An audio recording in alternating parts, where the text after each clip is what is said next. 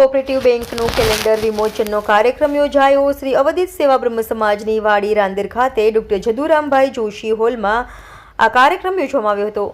સતત 14 વર્ષથી કેલેન્ડર વિમોચન રાંદેર પીપલ્સ કોઓપરેટિવ બેંક કરી રહી છે. એવામાં 25,000થી વધુ કેલેન્ડર બનાવી અને સભાસદોને ત્યાં પહોંચાડવામાં આવે છે.